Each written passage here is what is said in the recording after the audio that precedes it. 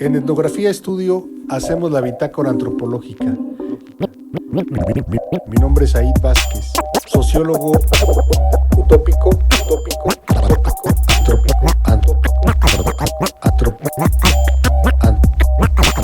antropólogo indecente.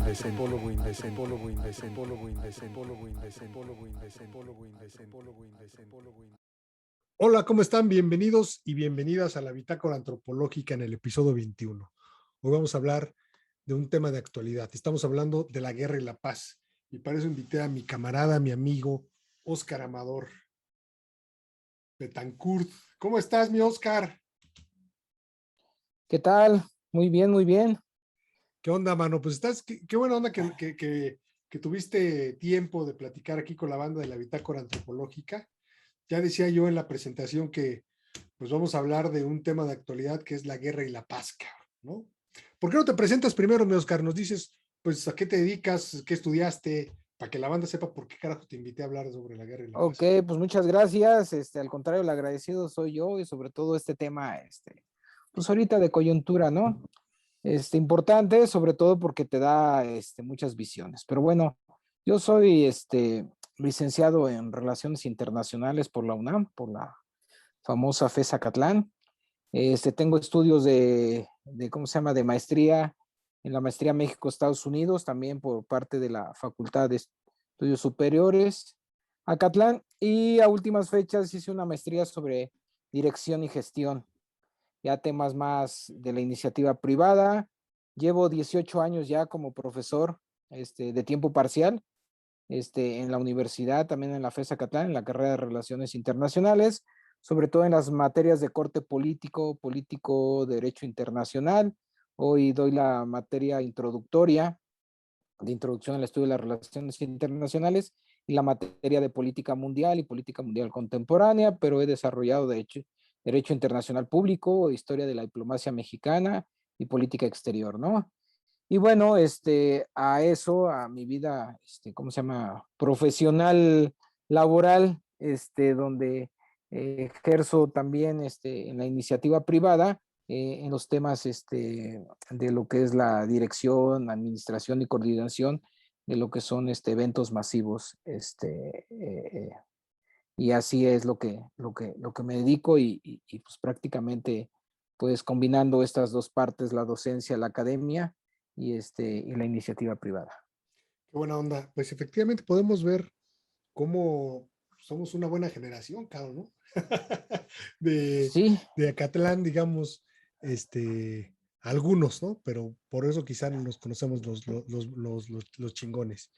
Mi Oscar, gracias, cabrón. ¿Qué es la guerra, cabrón?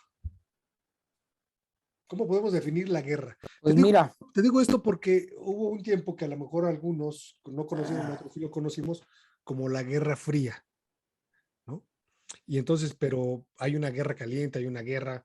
Lo digo porque pues es como un de sentido común, cabrón, esto, definir qué es la guerra primero. mira, desde el punto de vista conceptual, no tiene más que la guerra, y lo pueden ustedes buscar, googlear y buscar cualquier diccionario, que la guerra es un enfrentamiento entre varias personas o bandos, normalmente países, ¿no?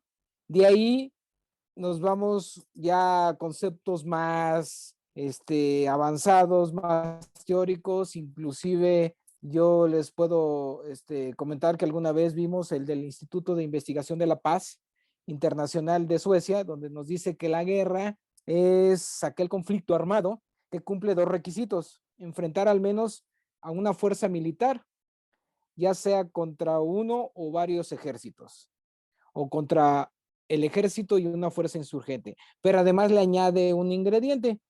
Dice que deben de haberse contabilizado más de 10,000 personas.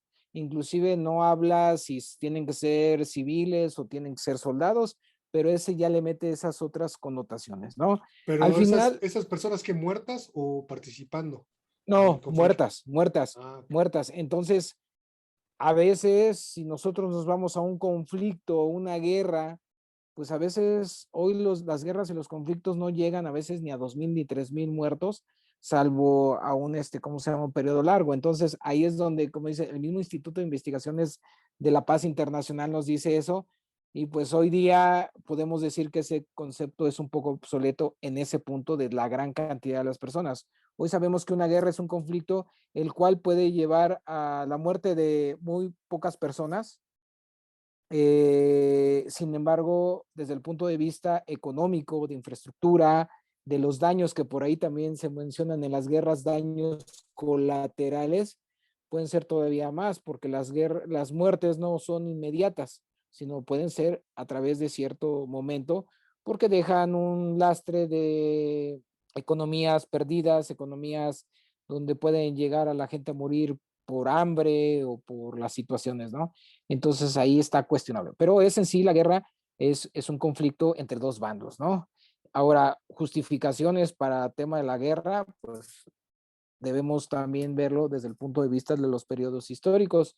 Y un gran periodo, si contamos nada más de la era cristiana para acá, pues hasta la época medieval, todo lo que pasaba o todo el concepto que estaba dentro de la guerra era la guerra y la paz de Dios. Entonces todo lo que sucedía era gracias a Dios, y si venía la paz también, y si venía, ¿cómo se? Pero todo era gracias o por Dios, ya sea la guerra o la paz. Sí. Obvio que lo estás viendo desde un punto de vista de un bando, ¿no?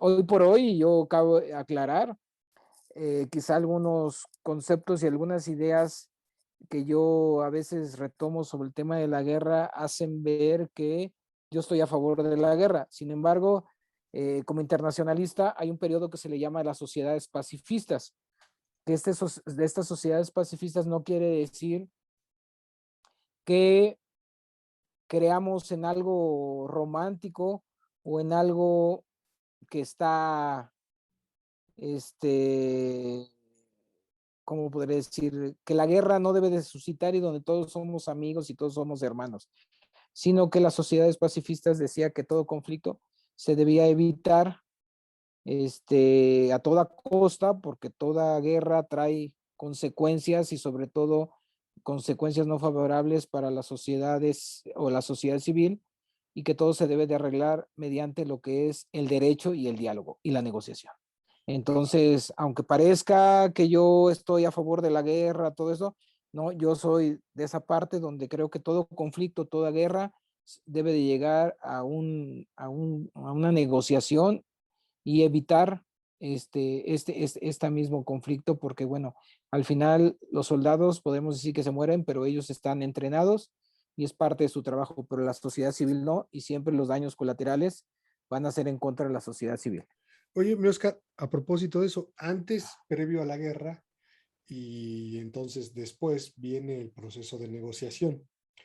La antítesis de la guerra es la política, es decir, se creó la política para evitar las guerras y para solucionar las guerras. Más bien la política, y dentro de la política la negociación es un medio para llegar al fin de la guerra. A ver, explícanos, explícanos. Por ahí hay un autor, como dicen, de cabecera. Ya sabes que en todas las disciplinas hay autores de cabecera. Sí, sí, sí, En el clásico. área, en el área de las relaciones internacionales hay un personaje que se llama Antonio Trullol. Antonio Trullol inclusive hace en su libro de la Sociedad Internacional, habla precisamente cómo se ha comportado y cómo se ha desarrollado la sociedad internacional desde estos grupos medianamente civilizados, ya sean hordas, comunas, y que se iban organizando desde la misma familia que es parte de esa organización que va a dar ¿cómo se llama? Resultado al Estado y a los gobiernos de los estados y a toda organización política. Nos dice que las guerras son inevitables. Ajá. ¿Por qué? Porque el ser humano por naturaleza es conflictivo. Es violento. Exactamente, en otros lados, acá conflictivo no lo utiliza. Y entonces el problema no es que haya una guerra, el problema es cómo la vamos a resolver, y el problema es cómo evitemos una siguiente guerra a partir de parte de la negociación, parte de todo eso, porque también él deja mucho que ver, y eso aunado a las teorías de la Realpolitik de Hans Morgenthau y después de Jochen ya en el siglo XX, finales, donde dice que lo que está atrás de un conflicto o de una guerra es el poder. Es decir, aquellos que tienen el poder por conservarlo y aquellos que no lo tienen por acceder a él, ¿no? Entonces, Espérame, porque sí son varios temas bien interesantes y si no se me pierden. Es bien bueno entonces esto que estás diciendo sobre lo del poder. Es decir, en medio de todo esto, el concepto de poder antes que el de, bueno, junto con el de la guerra y esto es de importancia, mi Oscar, ¿no? ¿O qué onda? es la base, inclusive en las relaciones internacionales, es la base de las relaciones, sobre todo visto desde lo que se conoce la realpolitik, ¿no? Que es el pragmatismo político, es el poder.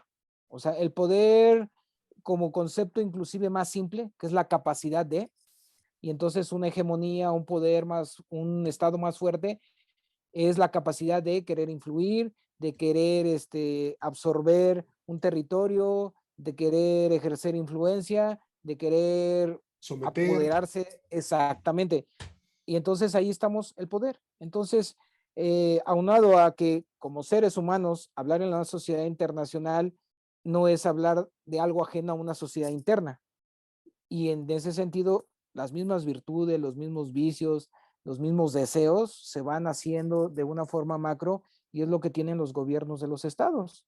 Es decir, querer conservar esa hegemonía, ese poder y a su vez tener la posibilidad de ampliarlo. Antes, hasta principios del siglo XX, con la Primera Guerra Mundial, ¿cómo se ejercía ese poder?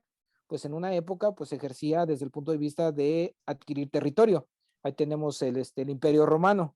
Era tan vasto que inclusive en nuestra disciplina se dice que no, en esos 4 o 5 siglos de hegemonía no existían relaciones internacionales, porque las relaciones internacionales es el vínculo o la conexión de un estado o de un imperio con otro, y en ese Ajá. momento pues todo lo que se conocía era uno, era Roma, y entonces pues no había con quién hacer una relación, ¿no? Sí. Y entonces en ese sentido, ¿cómo llegó a eso? Pues adquiriendo ese poder con territorio. Entonces todo lo que estaba bajo ese territorio era del ¿cómo se llama? Del Del emperador, imperio. y entonces estamos hablando de las mismas personas, de los recursos y de todo lo que existían. Estuvieran, ¿cómo se llama? A favor o en contra, y la forma era erradicar a tu contrincante. Ahí no había paso a negociar. Ok. Es decir, ahí acababas. Y después, la siguiente, pasando después de la época medieval, pues llevamos a lo que es este ejercicio del poder mientras con los aspectos económicos. Ya una vez en el mercantilismo y pasando al propiamente al liberalismo económico, pues el aspecto económico es cómo ibas a ejercer. Primero, tus colonias, donde ibas a sacar toda tu materia prima. En una primera instancia, pues ahí tenemos ¿cómo se llama? A la corona española respecto a a las, a sus colonias que tenía acá en América. Y después de eso viene todo el tema ideológico, es decir, ahí tenemos el liberalismo político francés, y Ok. entonces ahí tenemos a Napoleón y cómo influyó precisamente con esas ideas, y que aunque Napoleón le llegó, como dicen por ahí, su Waterloo y todo, pues se quedaron esas ideas, ¿no? Sí. Entonces, ¿cómo hacías ese ejercicio de poder al siglo XIX? Pues mediante territorio y recursos naturales, todo lo que tuvieras, mediante ejercicio de una ideología política, que en este caso era el liberalismo, y quien, sobre todo en la región, quien influyó en eso, y en los países que se estaban independizando de principios del siglo XIX, que ya llevaba un poco menos de medio siglo, los Estados Unidos. Ahora, ¿cómo vas a hacer que prevalezcan estos dos poderes, el poder económico y el poder político? A través de un poder militar. Y a Ah, finales ok. del siglo XIX, en todo el periodo que se llama como la famosa paz armada, todos Sí. los países que hasta ese momento se consideran países civilizados, porque apenas nosotros vamos obteniendo nuestra independencia y bla, bla, pues se empiezan a armar, y empieza, la forma de armarse es generar un equilibrio de poder y un sistema de alianzas militares, es decir, A con B hace una alianza para si C lo ataca, se unen. Pero como en ese momento la política o la diplomacia era secreta, podría hacer lo mismo exactamente B B con con C, C. por si lo atacaba A, pero se estaban armando y todas las, ¿cómo se llama? Las combinaciones posibles entre los países de Europa, entonces eso es lo que a finales del siglo XIX hacía el equilibrio de poder, porque todos se estaban armando y un sistema de alianzas en el famoso derecho internacional, porque no sabías si A con B, cómo tenías esos acuerdos. Por eso es que dicen que todo el tema de la Primera Guerra Mundial ya estaba como para que se hiciera o que se estallara a finales del siglo XIX, pero se estiró la liga que llegó hasta la segunda década del siglo XX, ¿no? Entonces ahí cualquier país que ostente un poder político, un poder económico, un poder militar, y que con ese poder militar, sobre todo después de la Primera Guerra Mundial, viene en conjunto con un poder tecnológico, pues va a dar a todos esos países que de entrada se repartieron el mundo después de la Primera y Segunda Guerra Mundial. Y Fíjate entonces que, ahí cambia el concepto de la guerra, a lo que antes sí, era la guerra de Dios o la paz de Dios, a una ahora sí, la guerra y la paz de los hombres. de los hombres. Oye, desde hace rato quería preguntarte, eh, la diplomacia, no sé si no lo dijiste así o la negociación, no me acuerdo, pues, ¿forma parte de la política o es la política o al revés? No, Porque yo te dije, bueno, la política, y tú me dijiste, bueno, la negociación, la diplomacia, como si fueran, uno forma parte del otro, mano. no, bueno, inclusive están relacionados. Inclusive la diplomacia es parte de la política o de las políticas de un Estado. Ajá, Y la diplomacia hoy conocida es como le llaman el método Merced, es decir, la forma, es decir, en el campo de la acción, llevar a cabo todas estas políticas del Estado, ¿no? Como una especie de oficio. Entonces está supeditado. Ahora, ¿qué herramientas utilizas para llevar a cabo tu diplomacia? Pues primero está las políticas de Estado, que son parte de la política exterior, y para llevar a cabo ello es la diplomacia. Y de la diplomacia, pues una de las herramientas es la negociación. Es decir, aquel individuo diplomático, representante del Estado o del gobierno del Estado, debe de tener esas herramientas de negociación para ir escalando a las políticas precisamente del Estado, ¿no? oye, ¿y cómo definimos política? Las políticas. O sea, esto que dice las políticas, no la política, sino las políticas, la política exterior, la política, cómo la puedes definir? Bueno, la política exterior está ¿A dentro qué de te estas refieres? está dentro de estas políticas públicas de cada estado para llevar a cabo su interés nacional. Sí, pero Este, lo que quiero, que la gente a lo mejor no sabe que es una política, cabrón. bueno, el estado tiene formas de conducir su gobierno Ah, ok. de acuerdo a sus leyes, y esto lo ve reflejado en una política educativa, una política Una económica. política pública. Exactamente, dentro de esto no es ajeno, dentro de las políticas públicas es la política exterior. O sea, es En un la política, ejercicio, exactamente, y ¿no? una forma de llevar a cabo que en el caso de la política exterior va muy de acuerdo a su interés nacional, que el interés nacional pues lo tenemos ahí consagrado en la Constitución Sí, política. sí, Así sí, sí. es. O sea, un poquito menos técnico, cabrón, menos académico, pues, para que la banda que no, la segunda vez que escucha esto le entienda, cabrón. Ok, es la forma de cómo conducirse desde el punto de vista político el Estado en el Ajá, exterior. Y salvaguardar sus intereses, ¿no? De ok. acuerdo a una propia historia, inclusive el interés nacional no cambia de gobierno a gobierno, lo que cambia es la forma, porque nuestro interés nacional o como deberíamos de conducirnos está muy bien plasmado en la Constitución Política de los Estados Unidos.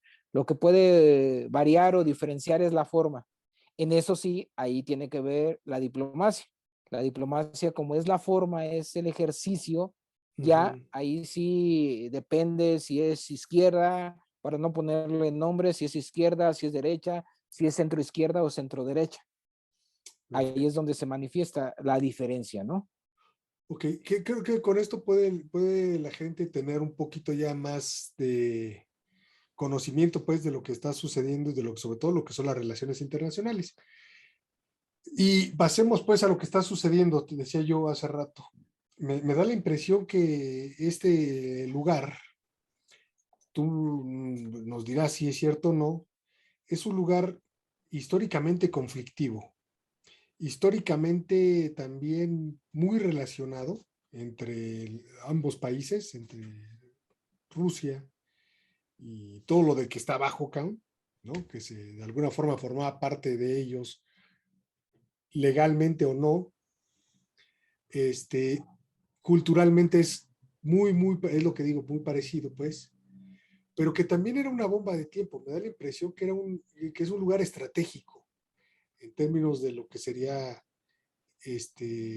pues la política internacional, ¿no? O sea, creo que no es de a gratis, no es en vano que los rusos estén metidos ahí, cabrón.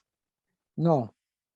A ver, Y cuéntame, Oscar. además, toda guerra es consecuencia de.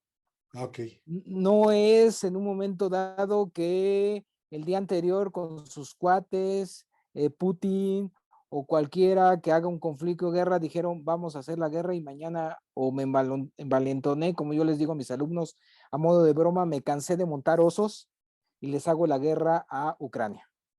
¿No? Si nosotros vemos la cronología de la guerra y propiamente de Ucrania y Rusia, pues si la vemos como desde un punto de vista coyuntural, pues a lo mejor nos queda la idea de por qué lo hizo, no lo hizo, y además que nosotros lo primero que nos informamos es de los medios masivos de comunicación, y hay un tema que también es digno de analizarse, la opinión pública y la opinión pública internacional en este caso, pues es sesgada de acuerdo a los intereses de estos medios de comunicación. Ajá. Cuando ya nosotros vemos un poquito, yo les digo a mis alumnos también internacionalistas y les digo a todo el mundo que cuando vemos las cosas así, pues no tenemos un margen de visión muy amplio, pero si nos lo quitamos y empecemos a investigar, nos damos cuenta que quizá el antecedente inmediato de esta guerra es el 2014, si lo queremos ver ahí. Por ahí fue cuando el conflicto y que se anexó Rusia a Crimea y todo lo que trajo ese primer conflicto, ¿no? Ajá. Pero si nos vamos un poquito más atrás, pues el conflicto inicia desde que esta parte de Ucrania era parte de la Unión de Repúblicas Socialistas Soviéticas, la URSS. Ajá. Pero si nos vamos un poquito más atrás, es Sí. de la integración de la Unión Soviética, de la URSS, porque era una nación la cual nunca estuvo bien asimilada a lo que es la Federación Rusa. Y entonces ahí vamos viendo que es consecuencia de este conflicto. Ahora, para no irnos tanto y a esta situación, simple y sencillamente tenemos que, y como dicen los geopolíticos también, hay que ver un mapa. Entonces los mapas nos dicen mucho, ¿no? Estratégicamente esta zona está entre lo que es Asia y Europa. Como les digo, a veces Rusia se nos olvida que es parte de Asia y Euroasia, ¿no? Considerada. Entonces aquí, ¿qué interés tiene? Pues bueno, siempre una vez que se termina la tercera guerra del siglo XX, muchos dicen, ¿cuál tercera guerra? Pues la tercera guerra, la famosa Guerra Fría, ¿no? Que Ajá. por ahí un profesor que más que guerra fría es sobre una guerra caliente, porque después de la Segunda Guerra Mundial es la mayor cantidad de conflictos que inclusive toda nuestra era, ¿no? Mira, yo no sé si alguien lo dijo, Cam, pero yo quisiera aportar algo a las relaciones internacionales. Quizá es una guerra pasiva, Cam, Sí, ¿no? y entre comillas, porque pasiva en el sentido de que las grandes potencias no se disputaron los conflictos en su territorio, Ajá. pero todos sus países satelitales estuvieron teniendo conflictos frente a frente, ¿no?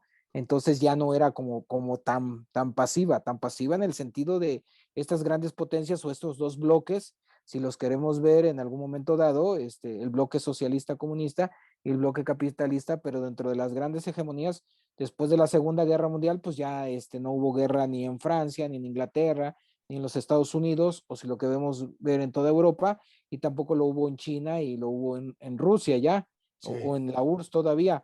pero que los conflictos estaban ahí, ¿no? Claro, De estos Vietnam, países. Cuba, ¿no? Inclusive, a- África, ¿no? Y más reciente, en la desintegración de la Unión Soviética, pues toda la zona precisamente de los Balcanes, que sí, ahorita es donde claro. están todos estos conflictos, ¿no? Bueno, Entonces, regresemos a la guerra cabrón, de Ucrania, si no se nos va el tiempo, mi Oscar. mira, ahí hay intereses, inclusive siempre hay que ver un conflicto desde lo político, lo económico, lo social, cultural, la asimilación de grupo región, inclusive de los intereses que son más allá de las fronteras y que le compete a los estados. Entonces, vámonos rápidamente para ver un sinnúmero de causas, ¿no?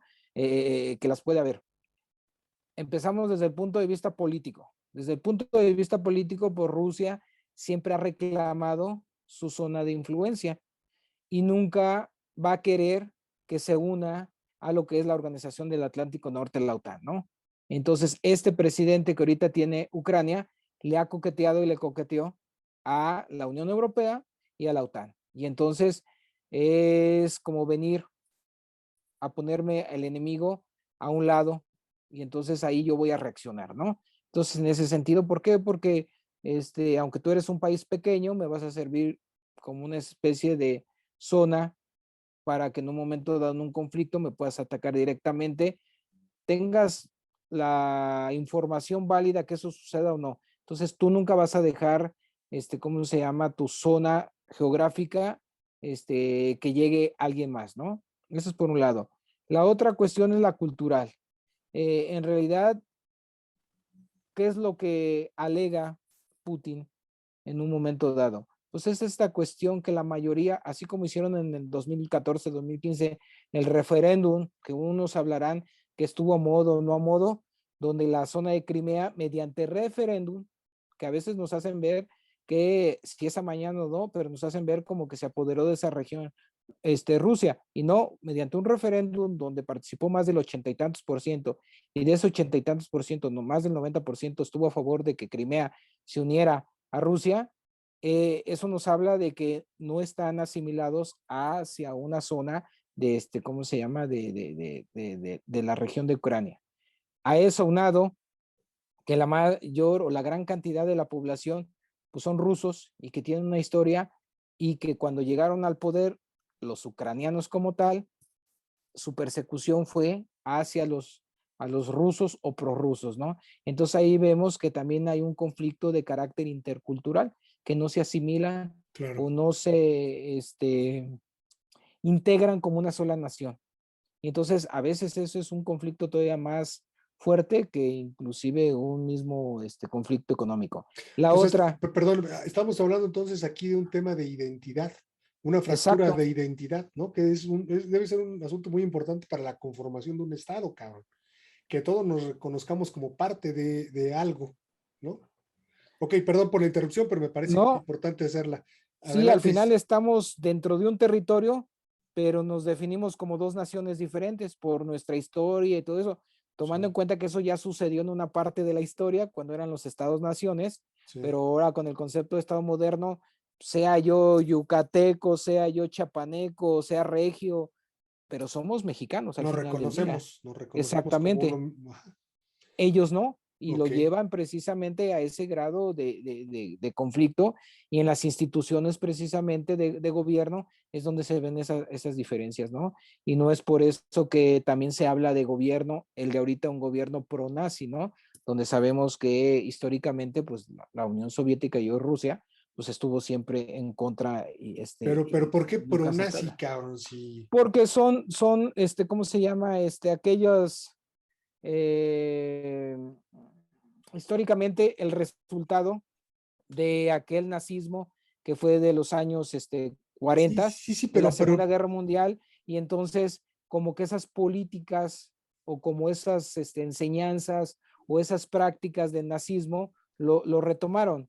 Eh, También es absurdo decir que sea un nacionalsocialismo como el que se vivió en la Segunda Guerra Mundial, pero eso es ajá. una de las excusas o de los, ¿cómo se llama? De los, de los puntos hace notar Putin para decir que esta guerra, que inclusive él, en sus propias palabras, no la llama una guerra, es una intervención de carácter militar para precisamente contrarrestar estos grupos pronazis que ¿Por están a qué favor no? del ¿Por gobierno. qué no? ¿Y qué diferencia hay en una intervención de una guerra, mi Oscar? Es el lenguaje que utilizan los gobiernos para poder legitimar y poder, desde el derecho internacional, justificar una intervención o una guerra o un conflicto de cualquier lado. Sí. Eso nada más. Pero o sea, digamos, qué reduce en términos de un juicio moral que sea una intervención y no una guerra? Desde ese punto de vista, no, desde el punto de vista del derecho internacional, Ah, sí, porque sí, una guerra, inclusive dentro del derecho internacional existe un capítulo que se llama el derecho de la guerra, o donde sea, reglas, inclusive reglas para la sí guerra. está regulada la guerra. Ajá, Inclusive nosotros tenemos un premio Nobel de la Paz, Alfonso García Robles, que con los famosos tratados de Tlatelolco, donde se empieza a regular y que es primero la no proliferación de armas de destrucción masiva y de armas nucleares. ok, Y después en la guerra no se pueden utilizar hoy día las armas químicas, las armas de destrucción masiva como la energía atómica y todo esto, las bombas atómicas y todo eso. Para que haya una guerra debe de llevar a cabo una negociación donde el fin último a ese conflicto, una vez que pasaste por los medios pacíficos, sea la guerra, ¿no? Porque inclusive la misma guerra es un medio para obtener la paz. bueno, ¿y la intervención? ¿Qué es?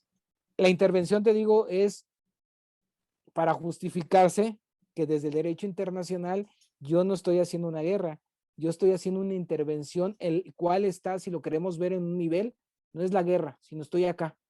Pero al final estás utilizando armas, estás utilizando tanques y lo peor, estás asesinando y matando, ya sea directo, indirectamente o como daño colateral, a la sociedad civil. Y estás invadiendo un territorio que no es el tuyo, pues, ¿no? O sea, estás Además, también estás dentro. transgrediendo ese principio que es de integridad territorial, que son Ajá. las bases de los principios independencia política e integridad territorial después de la Primera Guerra Mundial, ¿no? Ok, entonces regresamos al asunto de que nos estabas explicando, mi Oscar. Entonces, ahí también hay que verlo desde el punto de vista ese sociocultural de no sé si la otra, desde el punto de vista de los recursos naturales y cómo es el paso Ucrania para todo lo que es los ductos Petróleo, digas. de gas sobre todo, y petróleo también, pero de gas sobre todo a lo que es Europa. Y entonces, como te decía yo en un principio, estratégicamente no creo que Putin haya dicho mañana y nada más porque se me ocurrió hacer la guerra, sabe que los tiene por ahí un momento dado presionado a que no hagan acciones tan alocadas de apoyo, porque si te das cuenta ahorita todo ha sido Sí. de condena y algunos temas de sanciones de carácter económico, pero no han querido intervenir desde el punto de vista real, salvo que han mandado armas y todo eso, pero ningún país de la Unión Europea hasta ahorita han intervenido y lo han hecho como propia su guerra, ¿no? Inclusive uno de los puntos en la negociación para Putin es que ya quede por asentado que Ucrania no se va a unir a la Organización del Atlántico Norte, cosa que quedó como un acuerdo, y muchos dicen un acuerdo de caballeros en esos tratados, esos acuerdos del 2014, 2015, pero que este presidente hoy pues le coqueteó más a la Unión Europea, a los Estados Unidos, que a Rusia, ¿no?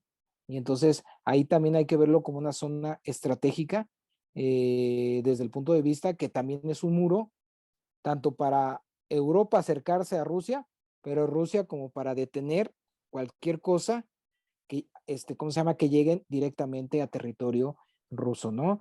Y pues al final, estratégicamente como parte geográfica y territorio es muy importante, ¿no?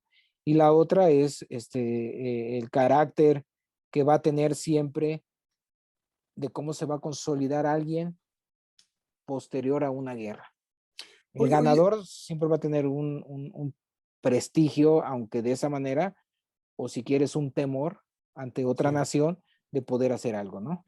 Oye, Oscar, ¿sabes cuál es el antecedente de Rusia o de la Unión de Repúblicas Socialistas Soviéticas en términos de territorio?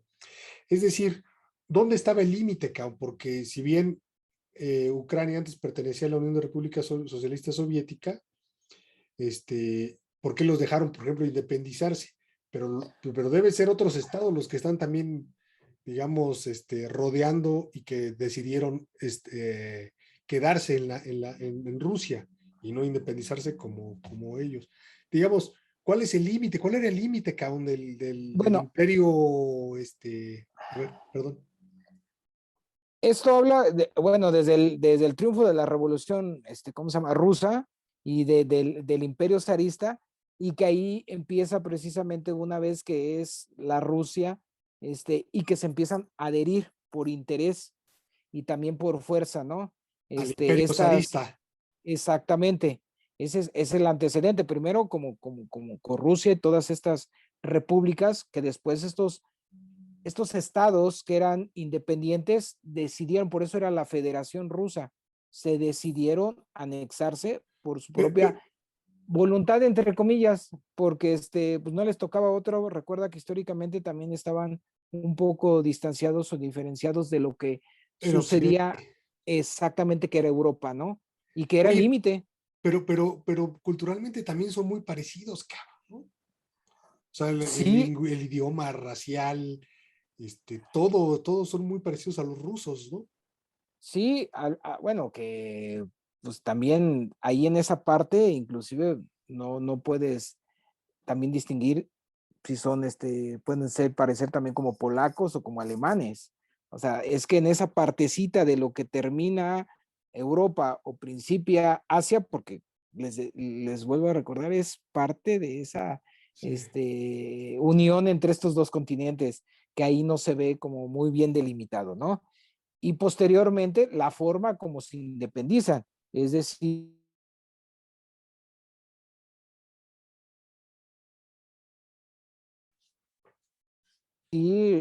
Rusia se queda clear de qué es lo que le interesaba, y precisamente acabas de decir algo muy importante.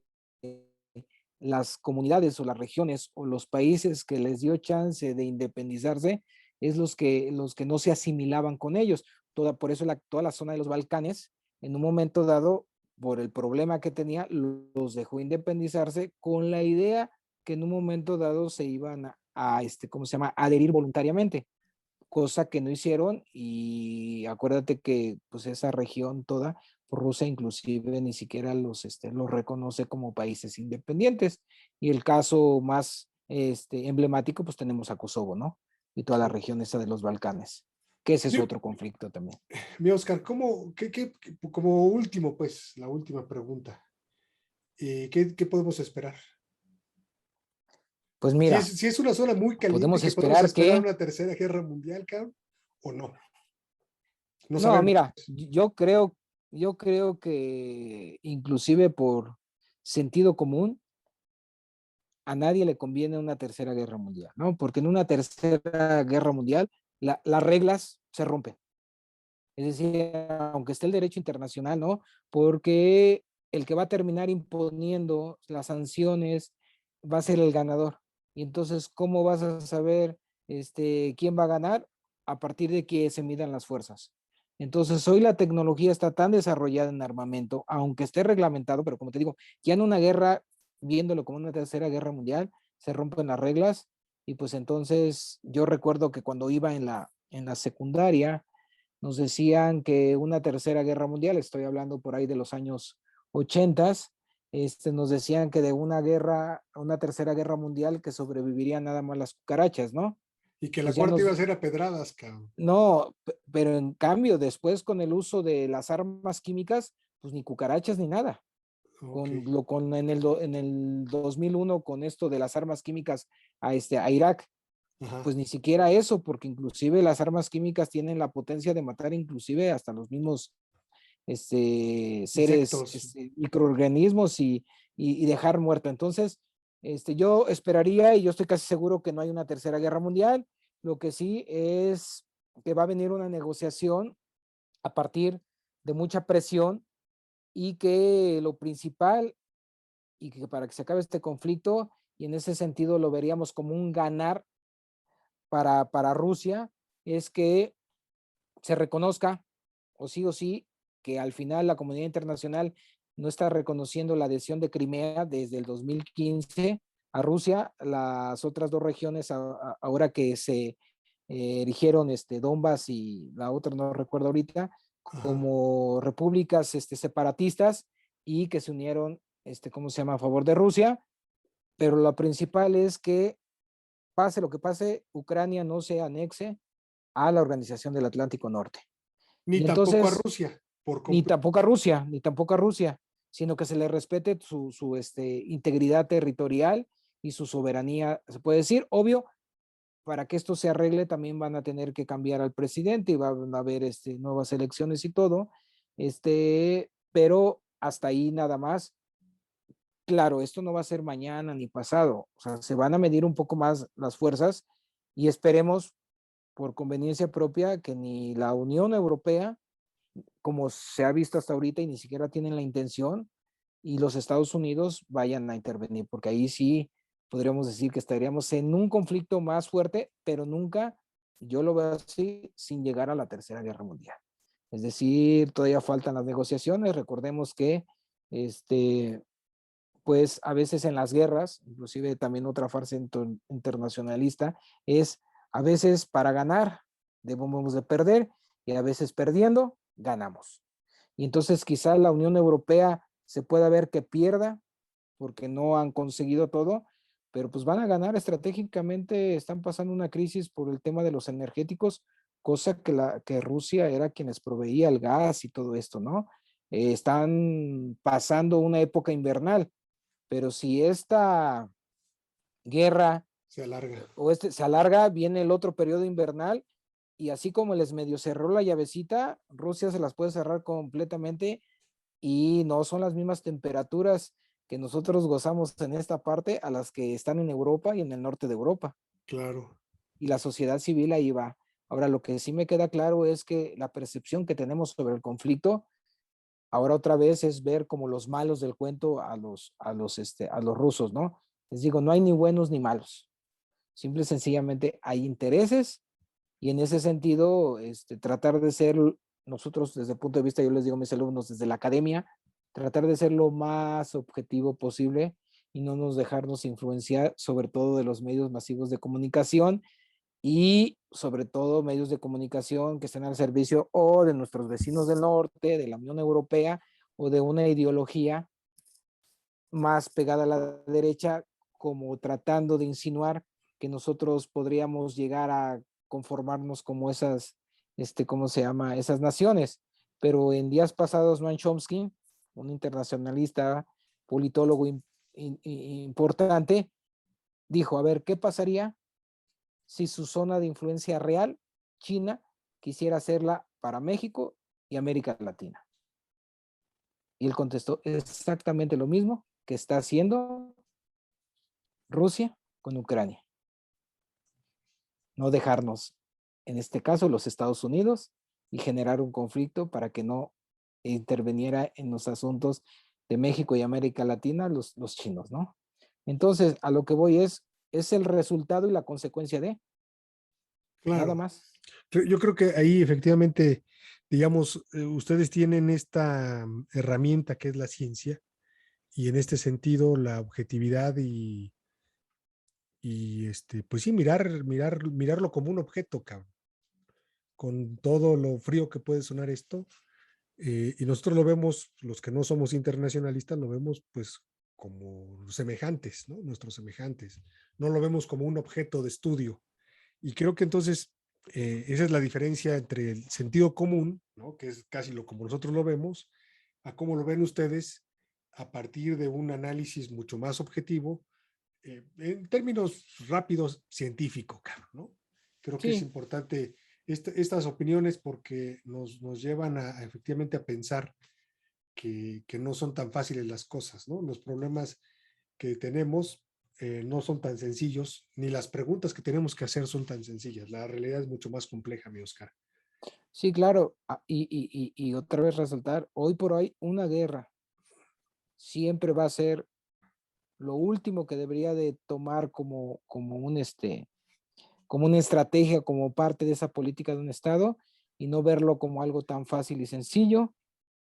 Y siempre la sociedad civil va a llevar la peor parte. Entonces, nunca a favor de la guerra, sino de la negociación, ¿no? Ok. Muchas gracias, mi Oscar. Te mando un abrazo, cuídate, estamos en comunicación. Esperamos Igual, que la banda que nos está escuchando, pues, le interese el tema, deje comentarios, preguntas, etcétera. Y pues espero verte pronto para hablar ahora sí de lucha libre, mi Oscar, que es otro de los temas que claro manejas. que sí. Sí, sí, sí. Muchas gracias. Y pues ya sabes, aquí estamos, como siempre, un gusto y un Oye, placer Oscar, platicar por ahí, contigo. danos tus redes por si quieres que te sigan, que te comenten algunas cosas. En Facebook estoy como Oscar A. Betancourt y en Twitter estoy @Academic Raxo. Sale, Academic y Raxo, que es Oscar al revés. sale pues. Gracias, Ahí Oscar. estamos, ¿no? Un abrazo y saludos a todos. Hasta luego, gracias. Chao.